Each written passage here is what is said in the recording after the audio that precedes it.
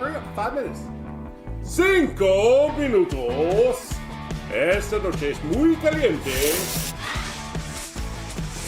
Hey, download your TikTok app today so you can have Chinese spyware in your house for free. You go down! Give me money! Fucking future! We're talking about a fat ass and everything, yeah. I said loud ass. It's like I took a poop and it was one of those painful ones that brings a tear to your eye.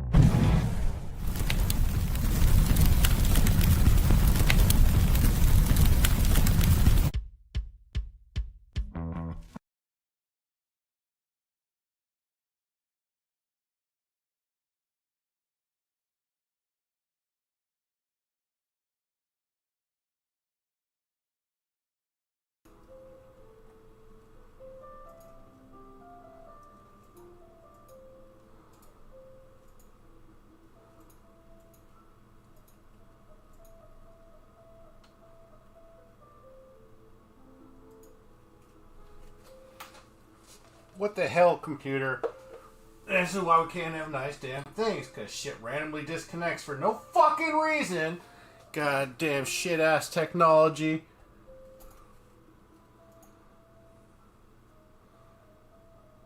Are you fucking shitting me?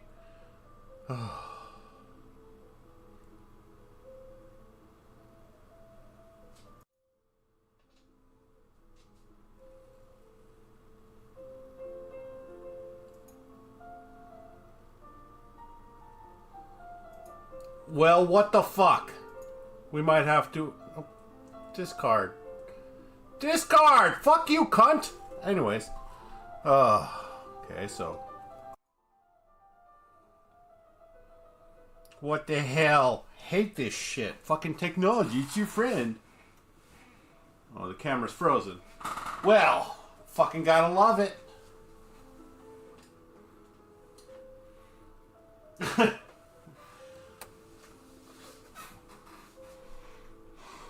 Oh. Let's see.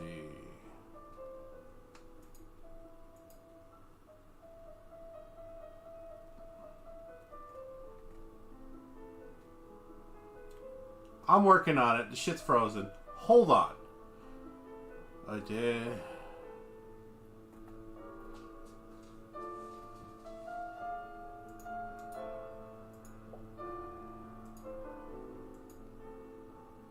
Oh, there we go. Maybe it'll go for like 5 minutes. What the fuck? What the shit fuck?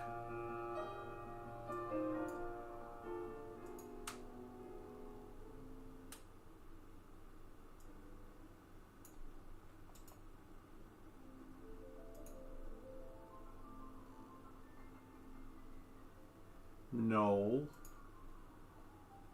So this is working, but this is not working. We got a magical stream today, guys. And I don't know where the fuck I put my phone. Roxy, have you seen my phone? Somebody call my phone.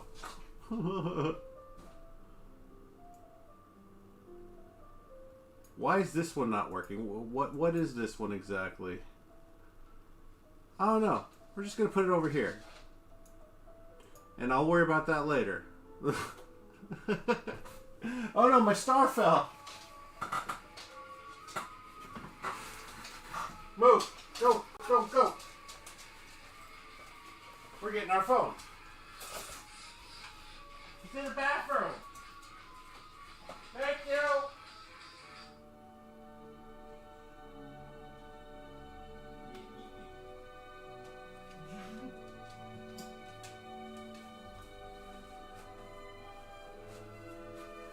Okay. Found the phone! Woo! Alright, I need to grab me some water.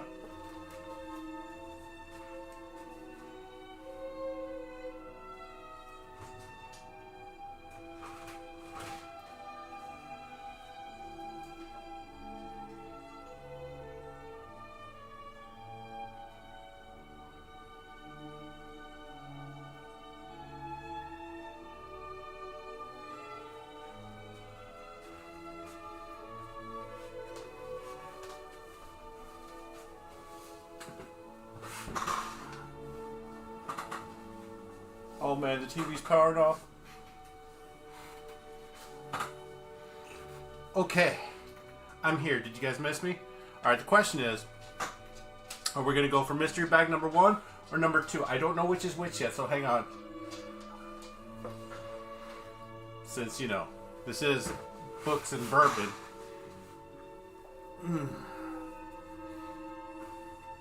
I got my book ready. It's right next to me. We're going to have ourselves a very cultured books and bourbon tonight.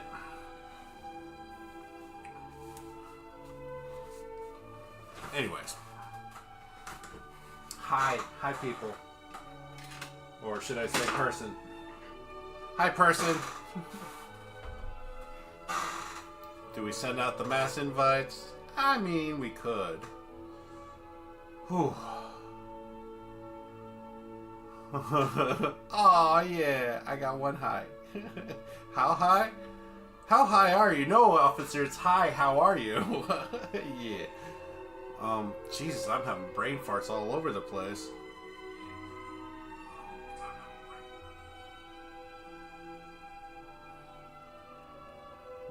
Share 2. We're gonna send invites out to all the peeps. 1, 2, 3, and then the 4. Who are we missing? We're missing everybody. If you guys are my friend, you respond. I'm just kidding. That's not what friendship is. Since, you know, nobody wants to come over, I'm gonna have to drink, and hopefully you guys are drinking with me. You know how it can be sometimes. Oh. Anyways, shameless self-promotion. You have a drink? What you drinking?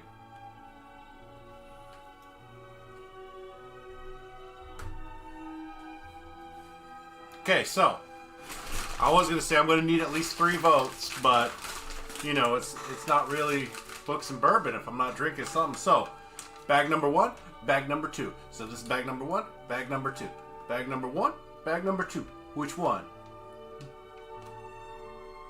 I still gotta open it. Cider boys. Bag number 1, bag number 2. 2. Okay, 2 it is. Ah, this is the Cooper's Craft.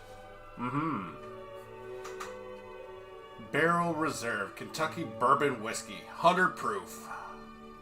Cooper's Craft Barrel Reserve takes its very distinctive flavor from barrels that have post-char chiseled interiors. This deepens the whiskey's wood exposure, creating a robust taste profile. Alright. Oh, you want to see me make a face? We'll see. We'll see.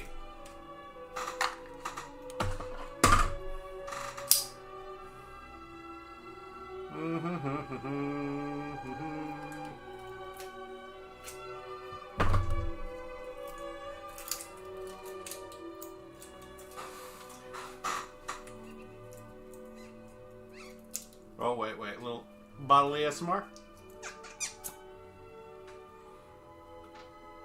Ooh, that smells nice. Smells good enough to drink, y'all. I suppose we should take a little sippy sip straight from the bottle before I add it to, I'm actually using ice this time. I feel kind of bad, but I forgot to put my steel whiskey stones back into the freezer, so.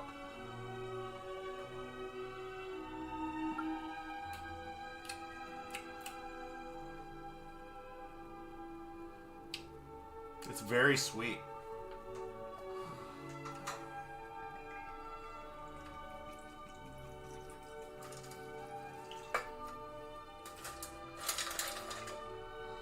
Okay, a little bit more. But that's it. We're behaving, right?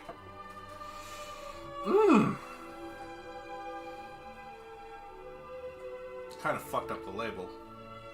Oh well. It's meant to be drank, not viewed on a shelf.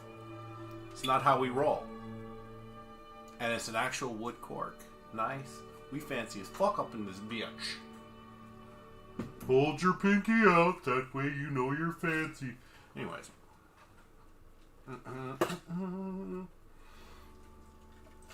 I'm using my lovely Christmas present from one of the stream's biggest supporters.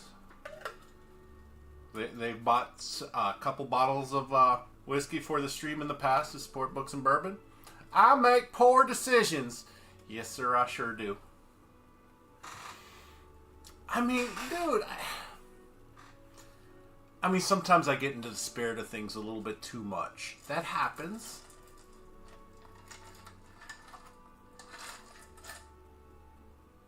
Oh, that's cold.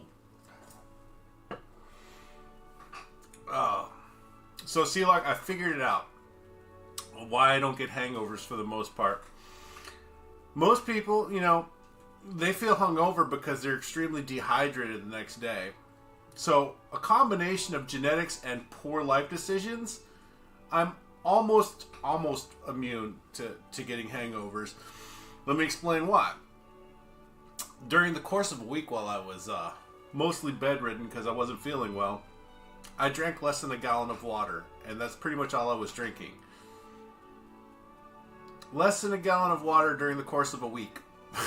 I mean, so what I figured is I'm almost always so dehydrated that a hangover just feels normal. Like, we're fine. This is how we operate. So, as a matter of fact, the closest I just don't get hangovers, man. I mean, knock on wood.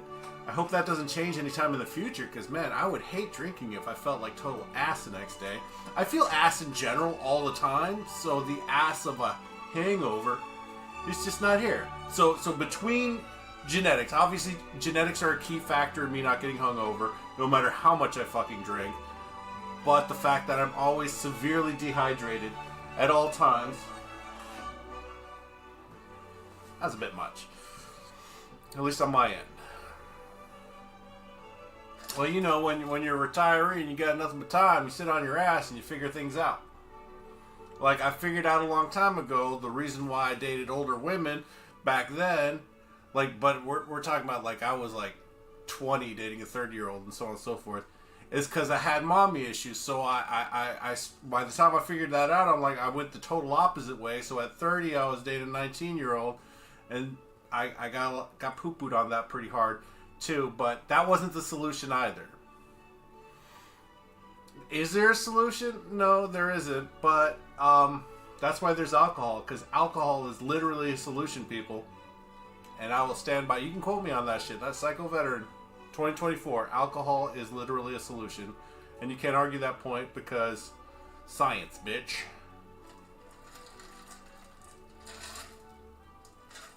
Ah, that tastes like whiskey. With a hint of ice that's been in the freezer for a couple months. Good times. Good times. Anyways, how's everybody doing tonight? How you doing, Seal Art?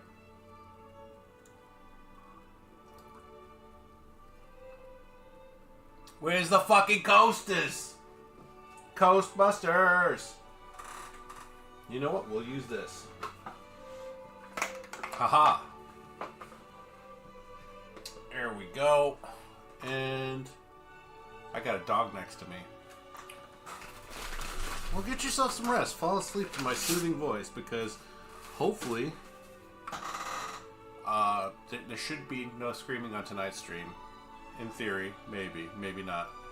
But this was option number 2, or the other option, number 1. This was Clyde May's original Alabama-style whiskey. I was told by the guy at the ABC store that it's pretty good. So I took his word for it because he's not steered me wrong yet. And so far we've agreed on pretty much most of the whiskeys. So I trust my ABC guy. Crafted using Clyde's special Alabama style recipe for a warm, smooth taste. Yeah. Ain't that a smiley guy right there? Anyways. Okay, what am I missing? Got my book. Got my whiskey. Oh, nicotine.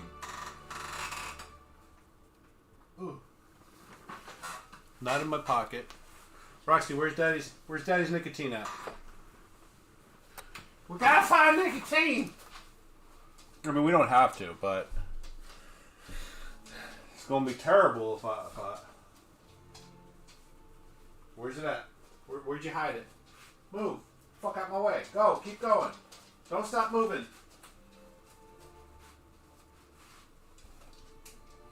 Oh, for fuck's sake.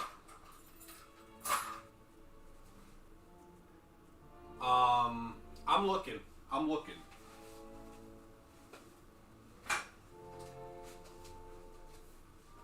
I got some around here somewhere.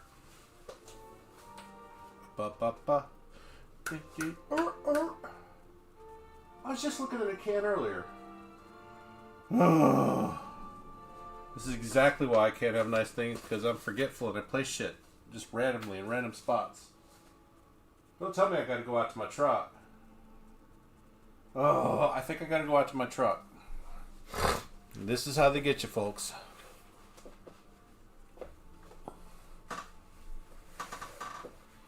This is how we do it. Maybe the kitchen. We'll check the kitchen. The kitchen, you got any tobacco? I mean, any some bitch. Well, if it does, it's high. Okay, fine then. Keep your secrets. Oh, I got banana chips. That's gonna go well with whiskey. That shit's cold as fuck. Colder than a motherfucker. We're gonna drink the whiskey.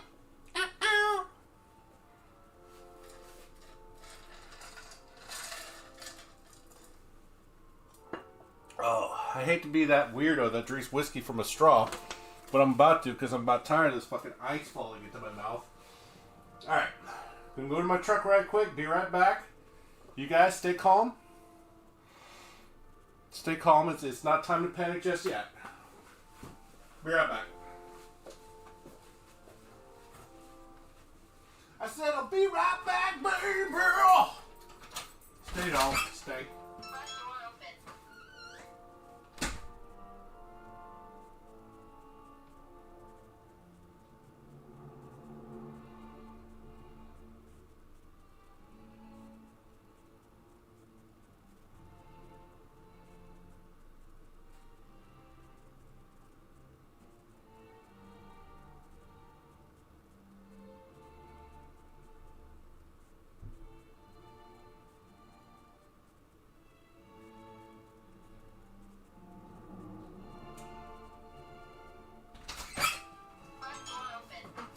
I'm back.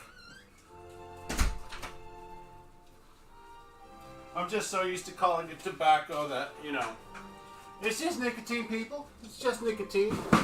Oh my Jesus. Oh. Okay. Here I is. We good. We ain't going nowhere. We're here now. We're here now. We're here to do the thing. Oh. Whoa. Who done took all the things? I got another one somewhere that's got a whole bunch in them. But I'm not buying anymore. I'm done with this. When I'm out, I'm out. And that's just going to be all there is to it. Anyways. Here I is. Here he be. That's it. Alright, we've dicked around long enough. I think we've given everybody enough time to filter on in. Welcome to the stream. I'm Psycho Veteran, your lovely host and owner of the stream. Proprietor? I don't know. Something with words. As you were. Oh my god, so I pulled a lot of staff duty in my last couple months in the military. And for those of you that don't know what staff duty is, it's basically the way to punish people you don't like. But it's a 24-hour duty. It's from 7 a.m. to 7 a.m. the next day. Anyways, we answer calls coming into the battalion from handling calls from the Red Cross, transporting soldiers with firearms and so on and so forth across the country. So, this was going somewhere. Oh, yeah. So whenever the rear detachment commander the LT would walk in the office. I've been watching a lot of Jag and shit. I'd be like, "Officer on the deck!" And he always chuckled at that. He just like, as you were.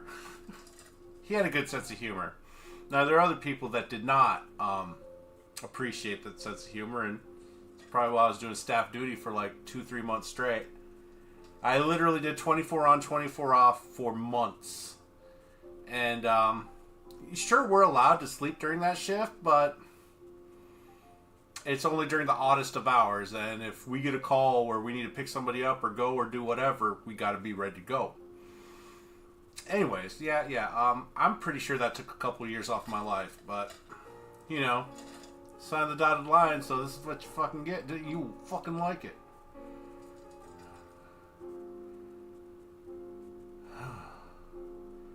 Oh shit, no, I don't remember that. I remember that time I cussed out that one sergeant and that one LT. That was good times.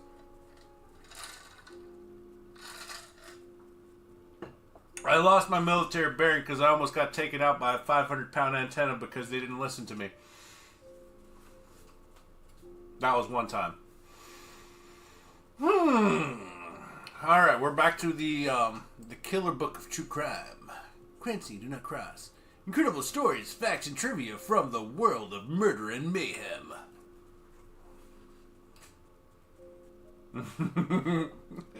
No, I don't. I wish I did remember that. I've treated my body like there's a spare for parts. There isn't, but you know, I drink like that, I eat like that, and I know I need to do better. I do know this. But whiskey and pizza are so fucking delicious. Might even be worth it. I'm just saying. Healthy does not feel as good as, you know, being bad taste. Yeah, that sounds about right. You can have your cauliflower fucking pizza crust and all that shit. It's just like the real thing. Like, no, the fuck it isn't. You know better. You wouldn't have to say that if it was just like the real thing. Just saying. And I don't care enough about our animal friends to not eat them. Ain't that right, Rox? Rawr, rawr, rawr, rawr, rawr. Anyways.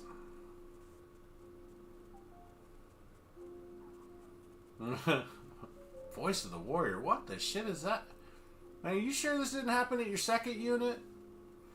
I don't recall this at all. I definitely would remember something like that. Alright, in his own words. Serial killer Robert Hansen admitted to killing 17 women and burying their remains in the wilds outside Anchorage, Alaska. In his confession, Hansen went to great pains to rationalize his behavior. He said he would never kill good women, but that prostitutes were something else. He could kill them with impunity. You like my narrator voice? It's pretty good, right? I think so. I mean, I'm not using my inner world voice. No, that's a bit too much to read a whole book. I mean, we might read a chapter or two, but here we are. We're reading the thing. We're doing the thing.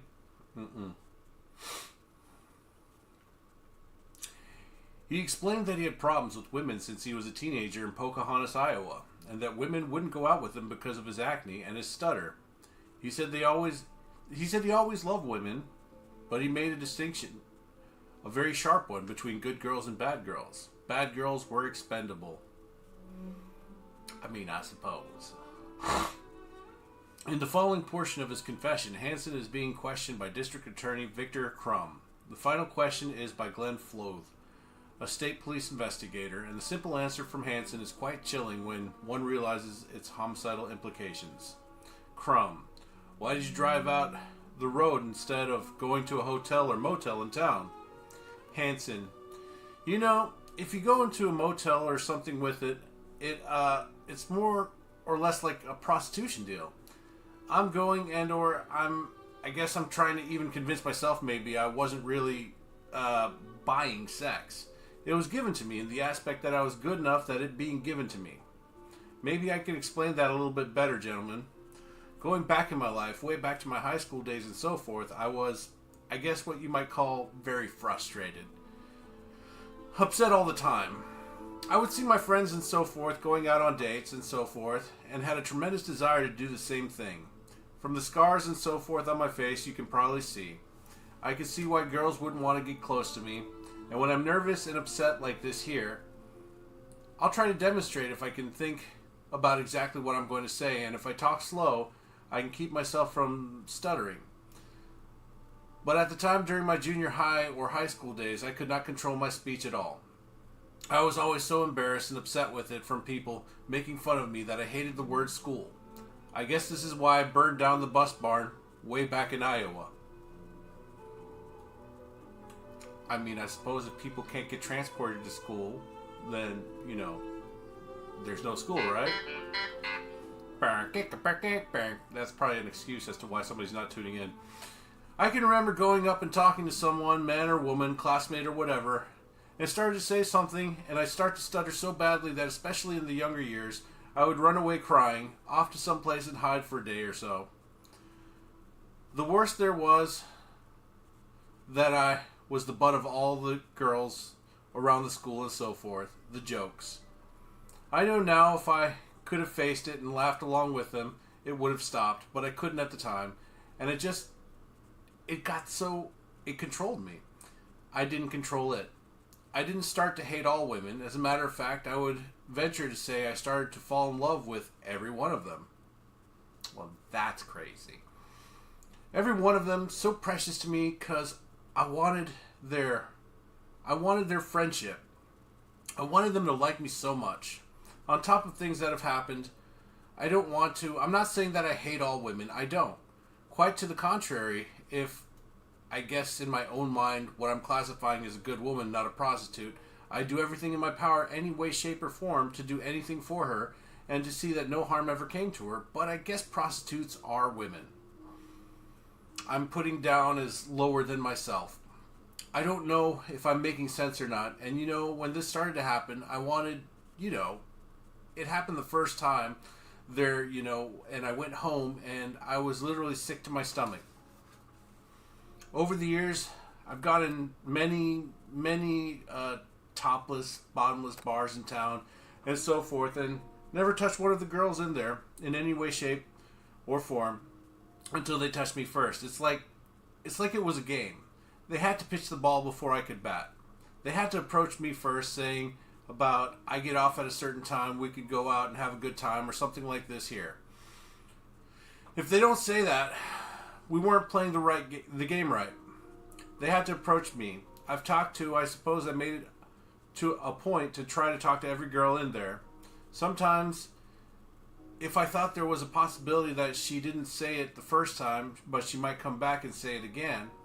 Now, I've invited 2 or 3 table dancers with her and comment to her how nice she looked and everything else, and try to keep it in a joking tone. Gosh, you sure would be something, for later on. But that's as far as it would go until she had to play out my fantasy. She had to come out and say, we could go do it, but it's going to cost you some money. Then she no longer, I guess what you might call a decent girl. I didn't just look down at the girls dancing. What the hell? They're just trying to make a buck. Floathe. But when they proposition you, then it made things different? Hanson. Then yes, like life or death. What a classy gentleman.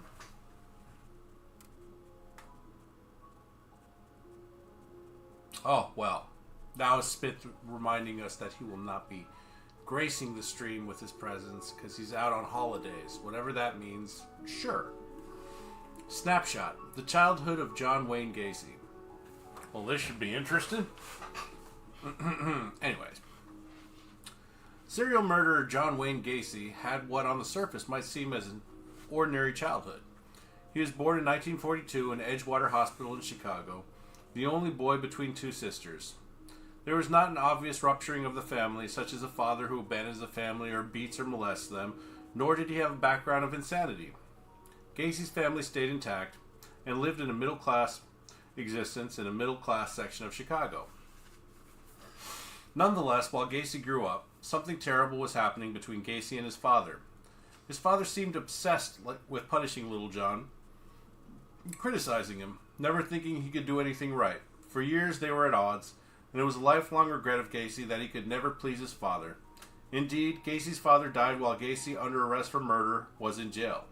He couldn't even get permission to attend the funeral. Well, that's a shame. But, you know, there's no closure after the casket is closed. At least there shouldn't be. I mean, unless you have, like, some kind of weird psychotic break and you could hear them talking to you from beyond the grave.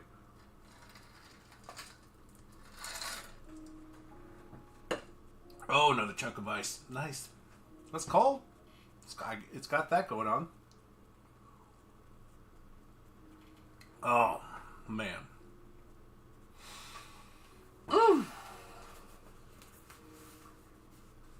Drawn to his mother. Gacy's relationship with his mother was another story. She was apparently a warm woman who loved her son, and he was drawn to her. Gacy was an average student in grade school and high school, and he never got in a lot of trouble. At least there's nothing on the record to indicate that he did. His personality, however, did develop a couple of noticeable quirks. He was a glad-handing person with an aggressive style that turned some people off, but his biggest problem was that he was a liar. He was always lying about his accomplishments as if what he really did was not good enough. To make himself feel good, Gacy had to exaggerate. He never seemed to notice that many people knew he was lying. Indeed, his stories were often so tall that it would have been impossible for him to have crowded into his life all the things he said he did. Impossible, like Steven Seagal. I was the first white dojo owner in Japan. Bruce Lee was my best friend. Oh my god. Oh, Steven Seagal. Ultimate fraud. That man went from being Italian to being Cajun to being black. Like, good lord, man. Like, he is, according to his mouth, the most... Oh, he fought Yakuza and all this other shit. I'm like, you did none of that stuff, sir. It's verifiable. He's like Frank Dukes, which makes me upset because I really love Bloodsport and I really wish it was a true movie. True based on the stories of Frank Dukes, but Frank Dukes was a liar and a charlatan, and I don't know if he's still alive. I think he is, but Bloodsport is still a good gosh darn movie, nonetheless. Anyways, end rant. Don't work with Juan Corona. Juan Corona of Yuba City, California, was convicted of robbing and killing over 30 farm workers, many of whom were rootless and were not missed because they had no family. Hey, here's a little picture of him. You see? Juan Corona. Don't work with that man. He will murder you. See? That's one advantage of having lots of undocumented migrant workers is... I mean, how can you verify a fucking murder without knowing who the fuck the person was who got murdered? Just saying, you can just leave the body right there. Most of their papers are fake anyways. I'm not saying do that, though. Don't do that. But, you know, if you absolutely had to murder somebody. I'm saying nothing. Okay, anyways, carrying on. Yeah, somebody clip that. No, don't clip that. Somebody wants to see that. It's there. Fuck. Cancel me now. Snapshot. The childhood of Henry Lee Lucas. The childhood of Henry Lee Lucas is one of the worst on record. Lucas was raised as writer Ron Rosenbaum reported in Vanity Fair in 1990 in a fairly primitive log cabin-like dwelling on a small farm in an isolated backwoods county in western Virginia. The kind of hillbilly milieu that produced the Predators of Deliverance. Appropriately, the name of the town was Blacksburg. What? Okay. But that wasn't the milieu that did Henry Lee Lucas in. It was mainly his mother. I was brought up like a dog, Lucas told Rosenbaum in a death row interview. No human being should have to be put through what I was.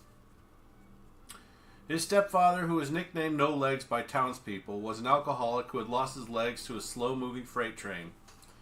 For whatever reason, perhaps lack of money, he did not buy prosthesis, so he used to slide around the bare dirt floor of the shack, propelling himself on his stumps. Said Lucas of his father, he stated in Serial Killers by Joel Norris, he hopped around on his ass all of his life. Well, not all his life, but all his life that you knew of. Henry Lee Lucas Memorial Highway. Henry Lee Lucas used to dump his victims' bodies on the stretch of highway between Odessa, Texas and Gainesville, Florida. Cops nicknamed it the Henry Lee Lucas Memorial Highway. Okay, I was about to say, people named a highway after this monster? No. The cops named it that. So, dark humor. It's something that anybody who works with extreme circumstances and tragedy on a daily basis, you have to develop a thick skin so you don't, drink yourself to death or kill yourself. Unfortunately, a lot of people after so much trauma either become so numb and desensitized to it that they eventually do end up taking their own lives or they hurt others around them. That's why I support the Thin Blue Line. I believe in domestic abuse. No, I'm just kidding. No, it's a joke. It's a terrible joke. But once again, that's that military dark humor for you. Highness. Lucas's mother was part Cherokee Indian and all monster. She was a part-time prostitute who used to service men in the cabin and use them and liked to force no legs to watch. That is a fucking monster. Jesus, man. The legless man would watch as long as he could, then get sick. On the final occasion, he watched a winter day in 1950. He was so overwhelmed by what he was seeing that he dragged himself out in the cold, snow-covered landscape and lay there all night. Within a week, he was dead of pneumonia. Well, damn.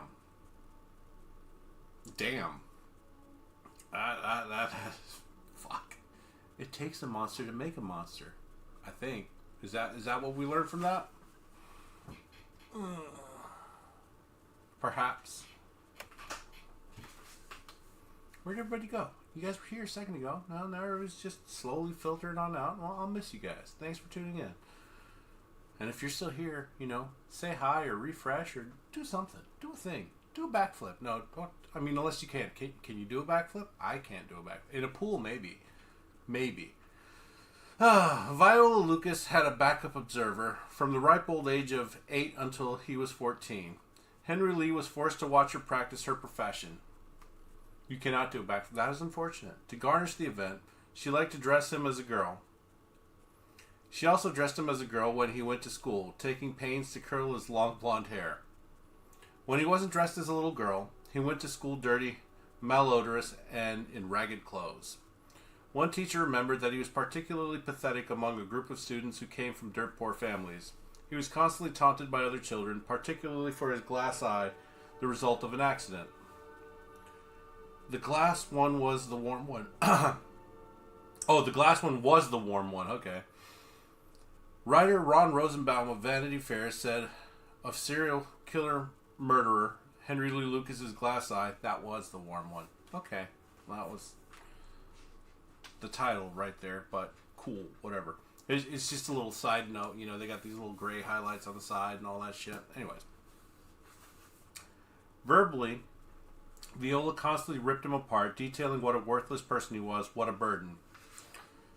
Physically, she was a savage. She beat him constantly with anything that was handy, including 2x4s. Oh my god.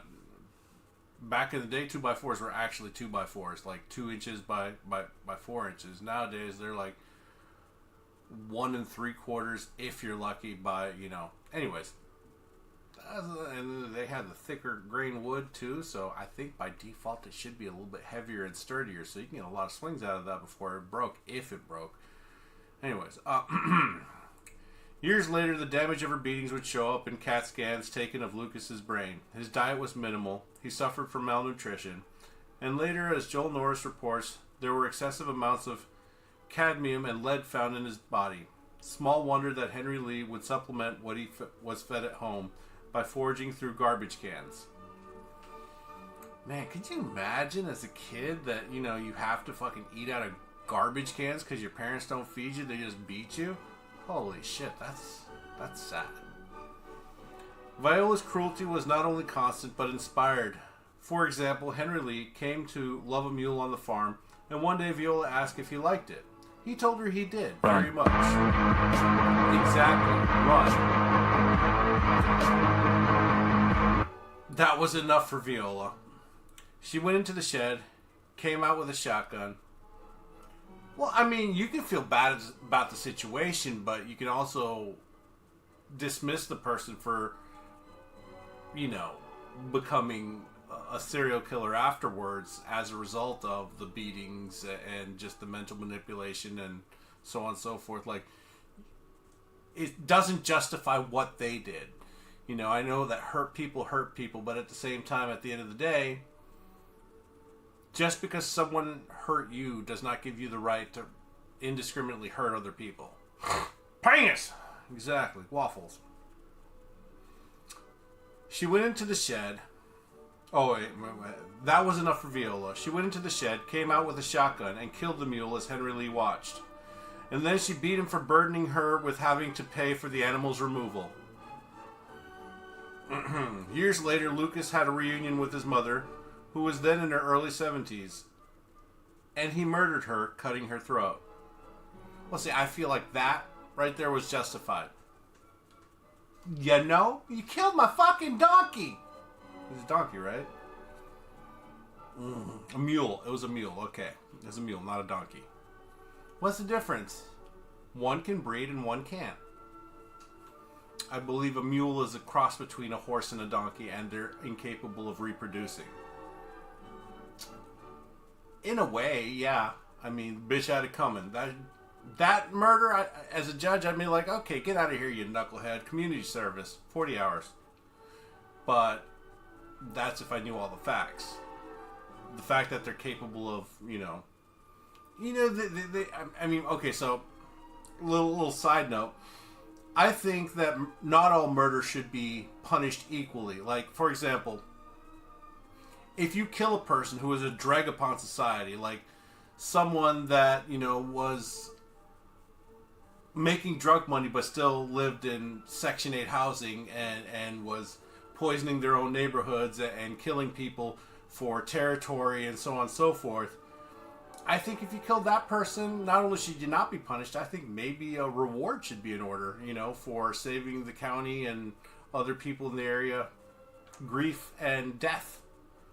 Versus, you kill somebody important that's doing good things for other people. I think the scales of justice need to be tipped in favor of people that do righteous killings versus, just straight up murder just cause. That's just my personal opinion on the matter. I think judges should judge, and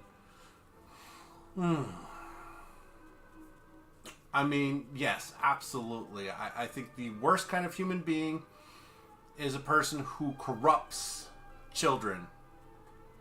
And you know what? I'm a roll child all the way up to 25 because your prefrontal cortex isn't developed until you're 25. So technically, you don't have a fully developed brain until 25. So, if you corrupt them, whether it's through internet memes and other tomfoolery, or molesting them, or making them do stuff that's just not age appropriate and so on and so forth, and you're grown, like 25 plus, there should be harsher punishments for that shit. But, a lot of people are trying to normalize the corruption of children, saying they can't help it. It's a sexual preference and blah, blah, blah. I'm like, it's a sexual preference until you act upon it.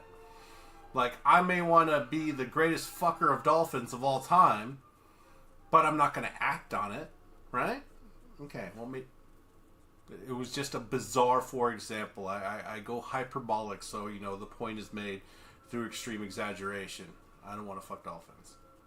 Promise. Psycho the dolphin fucker, damn it! No, I think the worst kind of person in the world is one who corrupts children. That's why I put the tag "So NSFW" on my stream. No, I didn't make it age restricted because, any viewers is better than no viewers. Because I'm still in that sad, pathetic situation where, Anyways, the MVP award. Henry Lee Lucas is probably the most prolific serial murderer ever in the U.S. He might have killed as many as 300 people. Though there is some doubt about the actual number, most experts agree that he had at least 100 victims, which still qualifies him as the most prolific. A for effort. That's a good work ethic right there. It's not good work, but it's good work ethic. Anyways. Jesus. An amateur photographer, too. Serial murderer Jerry Brudos, who stalked Salem, Oregon, and the surrounding areas in the late 1960s. Are you being checked? What'd you say? Alright, serial murderer Jerry Brudos, who stalked Salem, Oregon, and the surrounding areas in the late 1960s, kept a gruesome photographic record of his victims. And he did all this while ostensibly carrying on a normal life, except for one bizarre detail. In their house, he and his wife and kids walked around in the nude. His wife Darcy was to later say that she had no idea what was going on. Is there a thread? There. What? What? I don't know what the hell you're talking about. The greatest dolphin fucker of all time. Fuck. Brudos was also one of the physically strongest serial murderers. He was a 6-foot, freckle-faced man with a moonish face and eyes that angled down at the corners. He weighed 190 pounds, but it was said he could lift a 300-pound freezer by himself. Brudos' first victim was a woman who was selling encyclopedias, and hers was a case of monumental bad luck. In interviews with the police, he gradually admitted to and described her murder. When she knocked on the door, he opened it and lured her down into the basement, where he battered her to death with a 2x4, cut off her feet, and made paperweights of them. Okay, was not expecting that. I don't know about this fella Brudos, Jerry Brudos. We learn something new every day. It's not always useful information, but I guess you can use feet as paperweights. I wouldn't recommend it. He continued to lure women into his house, and he used a horrific method to kill them. He took each victim to his garage, trussed her up, tied a noose around her neck, and with the rope looped over an overhead beam, he pulled her up off the floor, strangling her. He also liked to photograph each victim as she died. Indeed, when police examined the picture of a woman, Jan Whitney, being hung in a corner of the picture, they saw a face reflected in a mirror in the photo, the face of the photographer, Jerry Brudos. I mean, there's quite a few, so we hear about the main ones like Gacy, Ramirez, you know, so on and so forth. Henry Lee Lucas. The Unabomber, which the Unabomber really didn't kill that many people, but that's besides the point. The fear that he instilled was monumental. And I remember the bombing at the Olympics over in Atlanta, so it's kind of penis. Brutus was convicted of the killings and sentenced to death to consecutive life terms.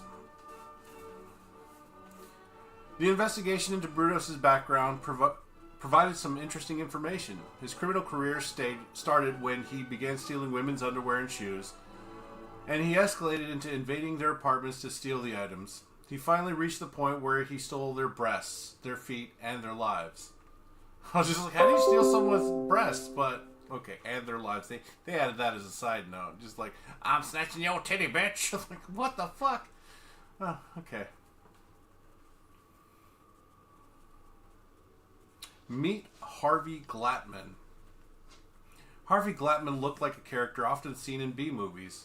A harmless nerd, a baggy-faced, bespectacled individual. He even looked slow-witted, but beneath the benign exterior, he was sharp. His IQ measured while he was in San Quentin was 130, near genius. But he was also someone who harbored homicidal fantasies. Glatman's problems showed up early. At the age of 12, for example, his mother noticed red welts on his neck one day. When she asked him what caused them, he said that he had tied a rope around his neck and was hanging from it, that torturing himself like this gave him pleasure. Okay.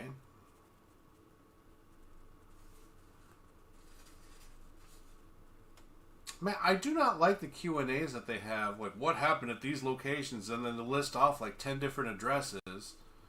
There's, like, locations where the Hillside Strangler dumped bodies. It later turned out that the Hillside Strangler was actually a team of killers, Angelo Bueno and Kenneth Bianchi. Bianchi? My Italian's rusty. By rusty, I mean I don't speak Italian. I speak in Italian cold cuts and brand names in cars. And then the next one, what happened at these locations? Places where serial murderer Jerry Brudos abducted and or murdered victims. Okay, whatever. I'm not reading full addresses just so I can get to, it's stupid. That's not a Q&A. It's silly. It's silly, I tell you. Anyways.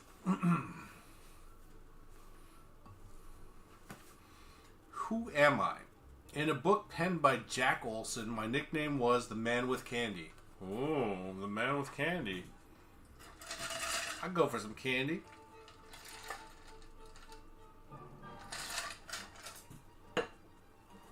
Ooh. 2. I met a young man named named Wayne Henley. See, I see Wayne and my brain's on him as John Wayne, right?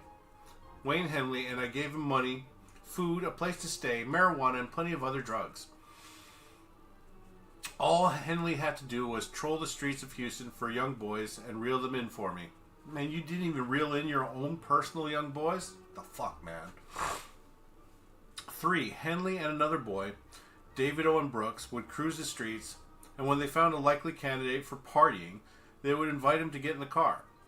Then they would proceed to my home, introduce the boy to me, and start to party. I would encourage the boy to drink, smoke marijuana, and sniff acrylic paint. Paint that I stole from my job as a relay tester at the Houston Power Company. It's not too long. It's, I don't know, a couple inches, I guess. Okay.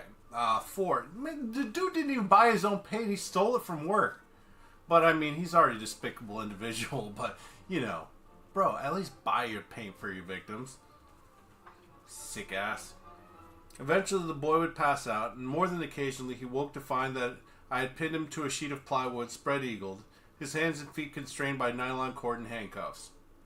Turn around. No! What the hell's wrong with you? I'm trying to read a damn book, weirdo.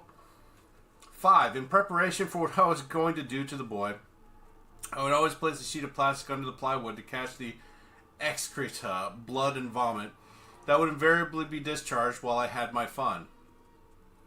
6. I would use knives and other implements to work the boys over, sometimes castrating them. Jesus, man. 7. Since the kids would naturally scream in agony, I would crank up the radio full blast so their screams could not be heard. 8. I varied how I tortured them. It might have lasted 10 minutes to half a day, depending on my mood and spare time. To conclude, I shot or strangled the boy, alone or with help from Henley and or Brooks. My name is Dean Coral. Okay, now we know about Dean Coral. Did not hear that name either, but this is a whole series of firsts here, folks. Fuck, I need to get food. I can't go anywhere now.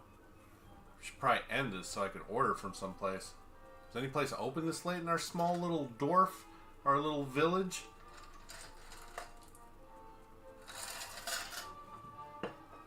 The Real Psycho. Oh, Daddy?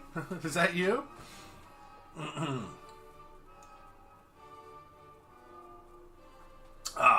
When Robert Bloch wrote his classic novel Psycho, there's no question that his model for the Anthony Perkins character was Ed Gein, pronounced Gein. Okay, Ed Gein. Well, it's not actually Gein, but, you know, it would be Gein, but whatever. Thomas Harris also used parts appropriately enough of Gein to create his killer in The Silence of the Lambs. No, I don't, but, you know. Notoriety could possibly get me curious viewers.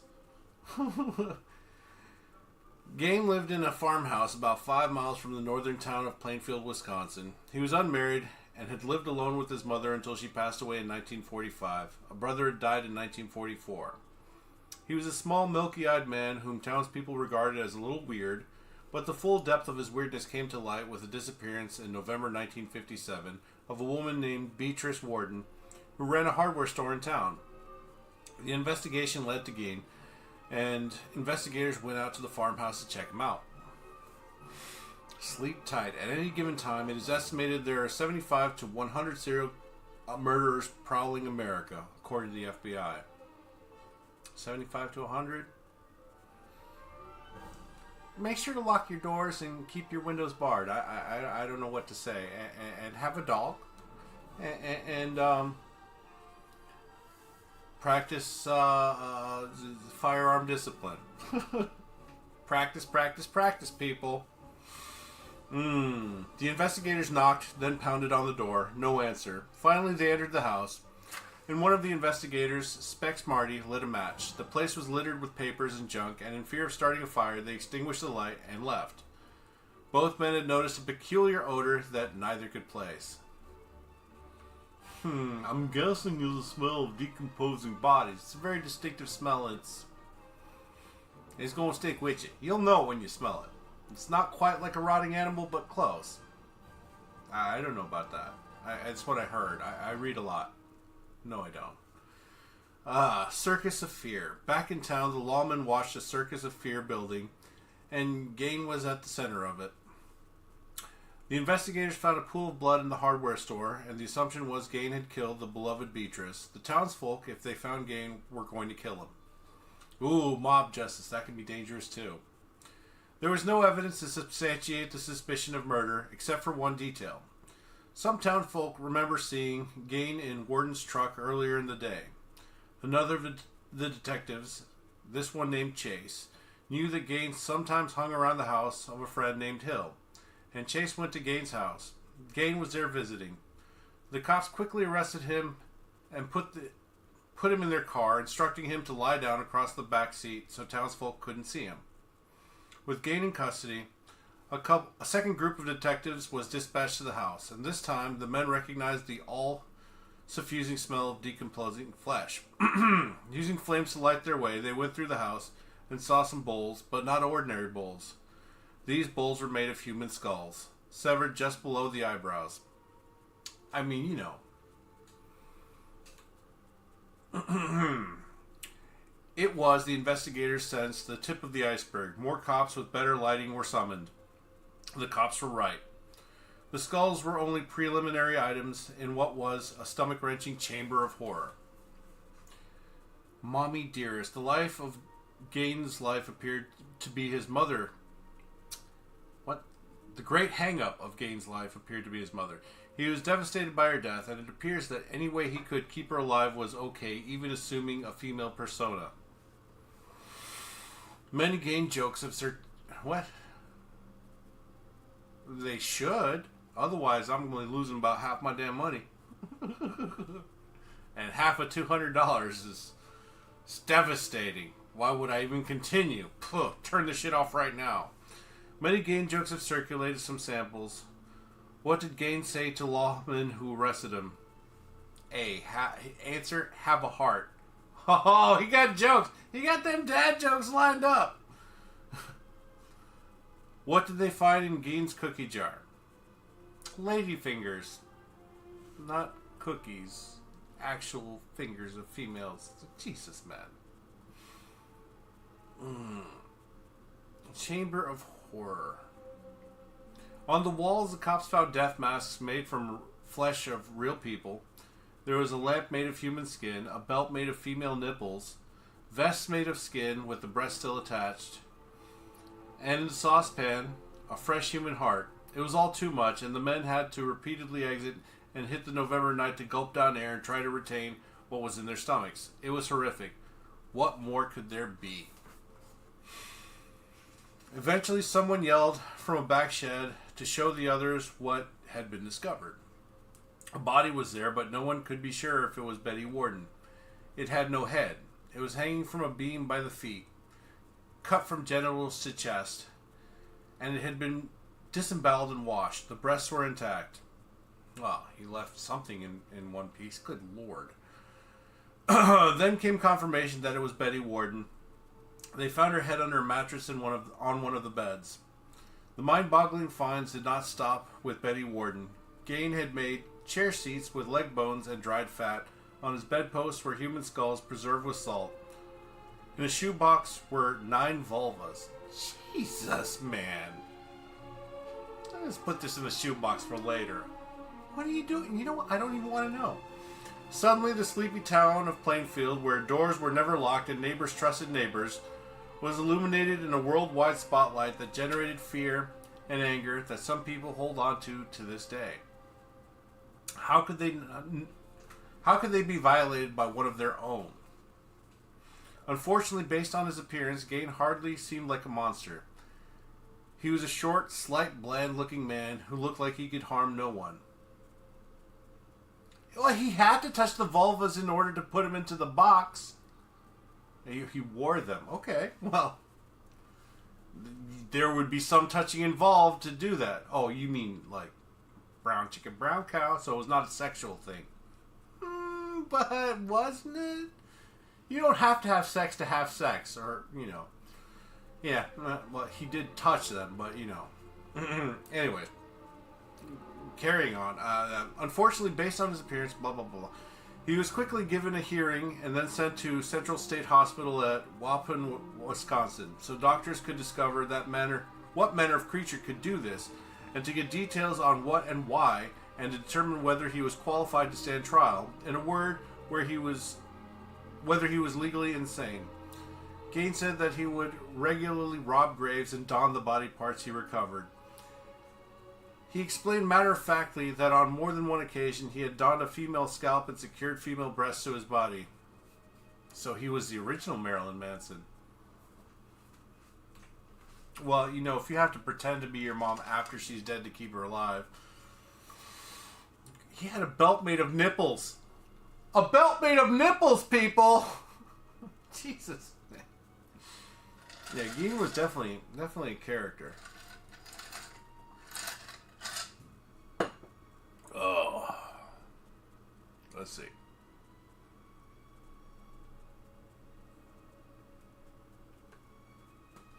Oh, it's been an hour. Shall we continue? Are we all still here? We doing a thing? Yes, but he did it quite well.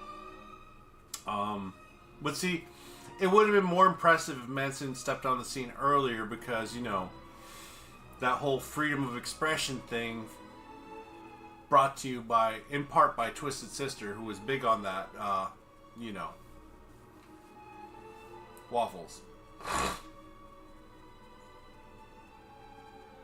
Yes, heavy metal and hard rock has done more to support our First Amendment rights than any member of the fucking press has done in the past 30 years.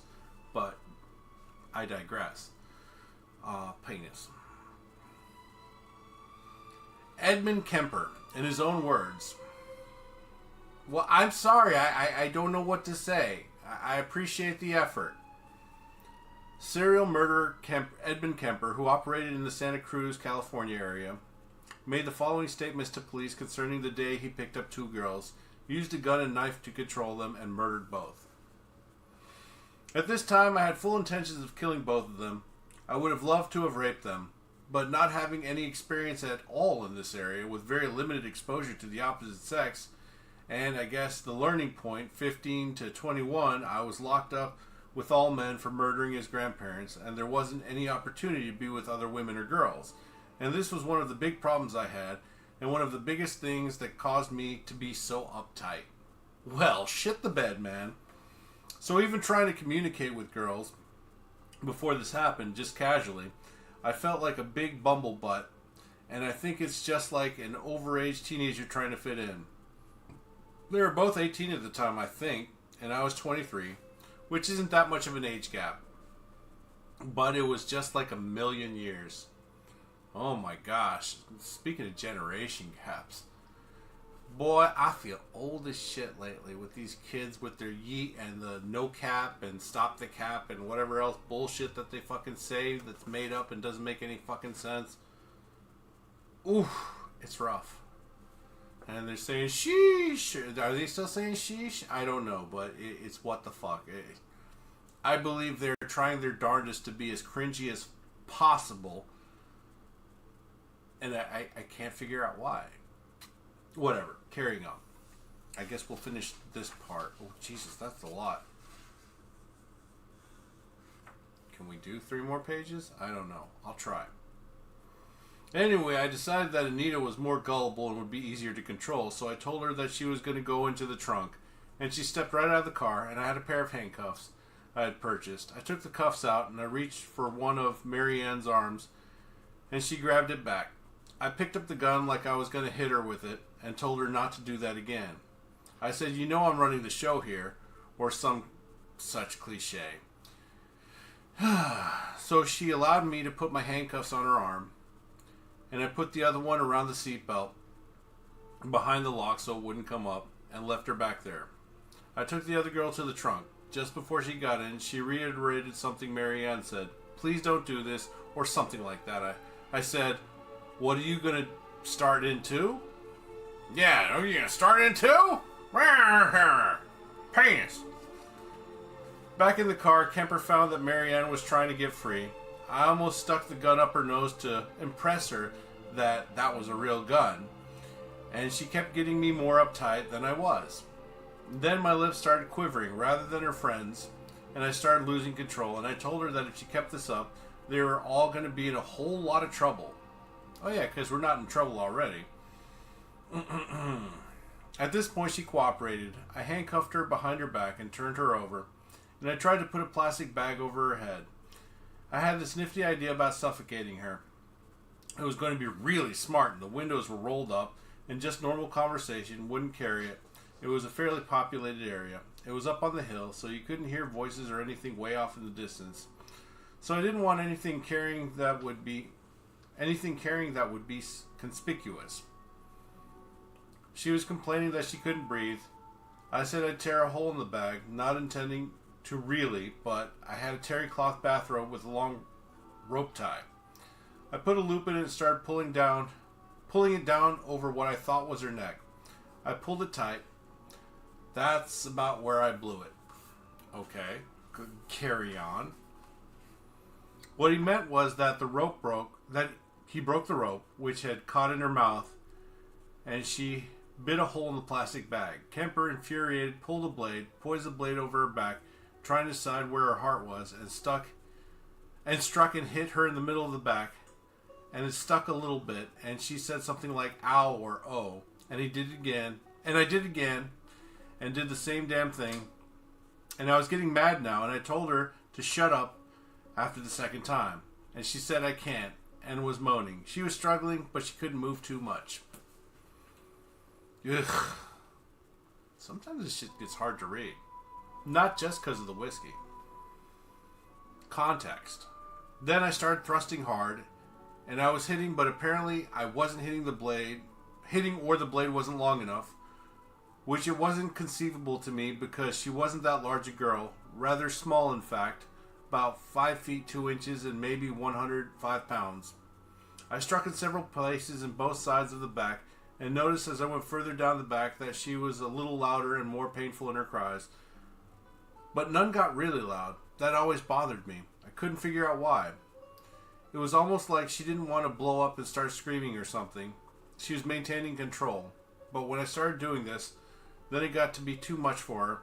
She twisted around, and I hit her once in the side with the knife. She turned completely over to see what the hell I was doing, I guess, or to get her back away from me, and I stabbed her once in the stomach and the lower intestine. Oh, he knew where the lower intestine was, but he couldn't find the fucking heart. Anyways, it didn't have any effect. There wasn't any blood or anything. There was absolutely no contact with improper areas. Oh, I'm glad you were a gentleman with this murder. Fucking cock. In fact, I think this bothers me too personally. I brushed, I think, with the back of my hand when I was handcuffing her against one of her breasts, and it embarrassed me. I even said, whoops, I'm sorry, or something like that. She was pretty cognizant of what was going on, and it was getting pretty messy in there in the back seat. She turned back over on her stomach, and I continued stabbing. I don't know how many times I stabbed her. I'm trying to think. I usually check something like that. You might say almost comparing notes, and in this case, I didn't. I did with Anita, because that really amazed me. With Marianne, I was really quite struck by her personality and her looks, and there was just almost a reverence there. I didn't even touch her, really too much, after that. That is, other than to get rid of physical evidence such as clothing and later the body. Anyway, she was across the back of the seat with her head down towards the door, towards the space between the front seat and back seat. I don't think the bag was on. She had shaken it off. She was crying out a little louder, and I kept trying to shut her up, covering her mouth, and she kept pulling away. And one time, she didn't act like it was a cry, and I could have sworn it came out of her back. There were several holes in the lung area, and bubbles and things coming out. Yep, you got her lungs. Congratulations. And the sound shook me up, and I backed off. At that point, she turned her head to the back of the seat and called her friend's name, her first name. It was slow, and it was not loud. That was the last thing that she said. She wasn't passing out at that point. I don't think at that point that the full impact of what had happened really hit her. I think she was pretty well in shock or something. Yeah, you could probably say that. I felt I was getting nowhere. Not that I wasn't getting any kicks out of stabbing her, but hoped that one would do it. Yeah, see, movies got us fucked up. Oh, we got stabbed once and down they go. Or you get shot once and down they go. Yeah, no, that's... Not unless you hit a very, very important and vital area. Oh, you found it! Congratulations and thanks for the sub. Appreciate ya. When it got quite messy like that, I reached around and grabbed her by the chin and pulled her head back and slashed her throat. I made a very definite effort at it, and it was extremely deep on both sides. She lost consciousness immediately, and there were no more vocal sounds anyway. Son of a bitch. At that point, Kemper said he got up in a daze or shock and headed to the back of the car. I knew I had to do it to the other girl right then, because she had heard all the struggle, and she must have known something very serious was going on. He hid his bloodied hands as he raised the trunk lid. Anita said, "What's happening with Marianne?" Kemper said, "Well, she was getting smart with me." And I pulled my hands down, kind of unconsciously, and she noticed how bloody they were, and she panicked. Her lip was really quivering, and she was really scared. I was scared. Oh, you poor thing. He lied and said he had broken Marianne's nose and that Anita should help her. Anita started to get out. While Kemper was talking to her, he picked up another knife from the trunk with a very large blade. It was called the original buffalo skinner or something and had been very expensive, about $8 or $9. He turned to Anita with this knife and started to stab her. Well, I'll read one more little snippet and then it's Q&A time or just sit and chat or me ending this shit time. I'm not sure which, but... Slightly excessive. Bobby Joe Long, a Florida serial murderer, had sex with his wife 2 to 3 times a day and masturbated an additional 5 or 6 times a day. Bro, that is... Oh my god, your dick must have had calluses on it. Holy shit. That's fucking impressive. That's some numbers right there. You had sex with your wife 2 to 3 times and then you still masturbate another 5 to 6 every day?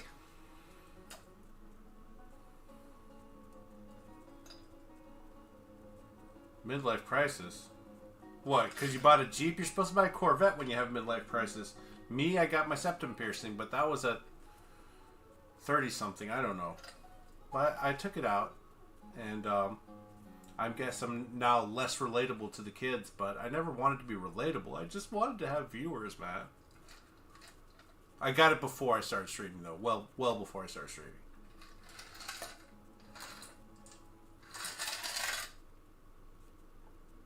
Oh. You started falling. What? 11. Oh. It's been out. It's been out for not quite a year yet, but yeah. Now I got a nose now. I can do cocaine properly and blow my nose like a regular person. Yay! Anyways, so I hope you guys enjoyed this little snippet of Jesus gruesome shit that I've been reading tonight. Fuck, I gotta figure out who delivers it this time.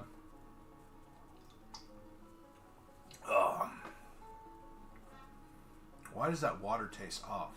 You know what? I'm using a new container that I didn't rinse out, so that might be my bad. No, I'm using the old container. Fuck, I don't even know. Is there any more whiskey up to this bitch? I don't DoorDash it. I'm not paying extra for delivery.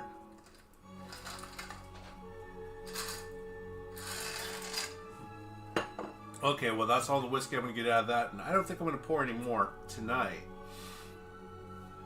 You guys want to see something neat?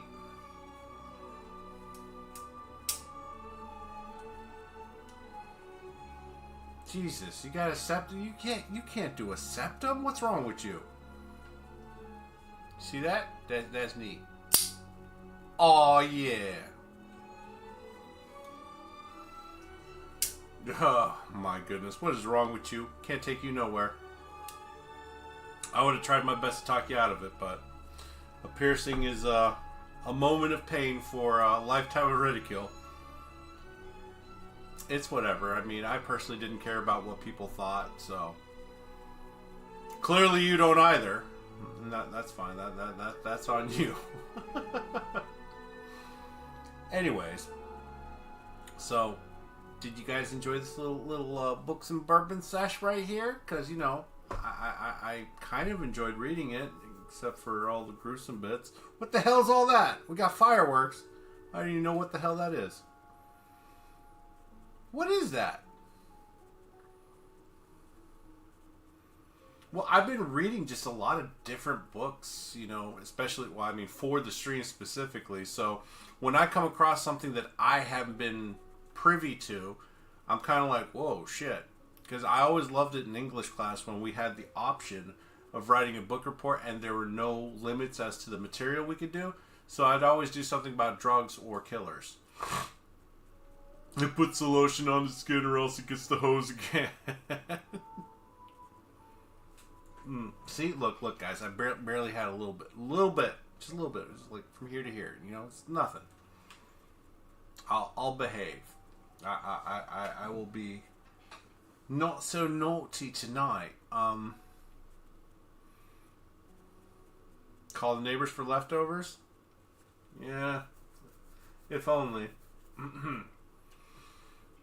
Can I? No, God, no. No, I mean, I don't. If I've had one beer, I won't drive. It would take a lot for me to actually consume alcohol and operate any type of motor vehicle because of my past. But we ain't talking about my past right now. I don't drive after having anything to drink. Nonetheless, probably like a half a pint of whiskey. Anyways, I'll be back on tomorrow. I'm not sure if I'm going to do a Bobby Ross Wednesday or if it's going to be straight PUBG or whatever. But I appreciate you guys tuning in. And hopefully I can find a place that still delivers this late. Okay, good night, people. I'm going to do the outro since I didn't do an intro. Have a good night. Thanks for tuning in. I'll talk to you later.